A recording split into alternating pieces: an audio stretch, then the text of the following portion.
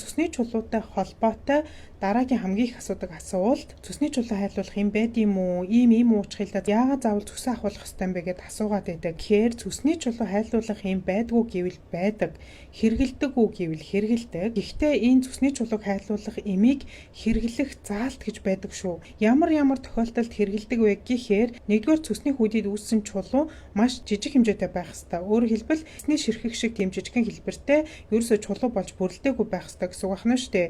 За хоёрдугаард цусны чулуунаас болоод цусны хүүдийг ямар нэг байдлаар үрвсээгүй байх ёстой. Өөрөөр хэлбэл цусны үйл ажиллагаа ялгаралт хэвэн байх ёстой. Гуравдугаард компьютер томограф шинжилгээ болон цусны хүүдийн эрентген шинжилгээгээр энэ цусны хүүдэд үүссэн чулуу маань холестерины гаралтай чулуу гэдэг нь батлагдсан байх ёстой. Одоо жишээ нь бид нэр цусны чулуутай гэхээр цусны хүүдийн эрентген шинжилгээ авдаг. Эрентген туяа маань тэр чулууг нэвтэрж байгаа нэвтрэлтээс нь энэ чулууны найрлагыг мэдэж болдог гэсэн үг байхгүй юу?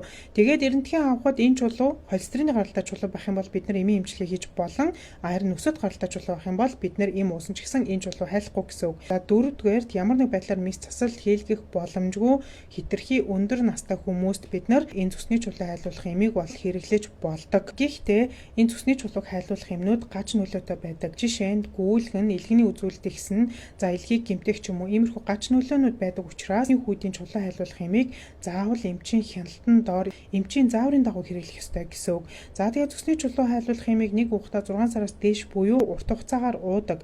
Ингэж урт хугацаагаар уусан хэрнээ тэр чулуу хайлахгүй тохиолдол бас байдаг. Бас нэг асуудал нь юу вэ гэхээр цусны чулуу хайлуулах юмыг ууж байгаа зогсоочхоор тэр чулуу дахиад үүсэх магадлал 50% гэж үздэг. Тийм болохоор энэ цусны чулуу хайлуулах юм бидний цусны чулууны эмчилгээний хувьд стандарт эмчилгээ бол биш. Яах ч аргагүй бид нар мэс засал хийх боломжгүй тохиолдолд сонголтоор хэрэгэлдэг. За мөн нөгөө цусны хүүдэд үүссэн чулуу маань аль хэдийн хэлбэрээ олоод чулуу болоод бүрэлдсэн бол бид нар хичнээн мянган юм уугаад энэ чулууг хайлуулж чадахгүй гэсэн үг байх нь байна.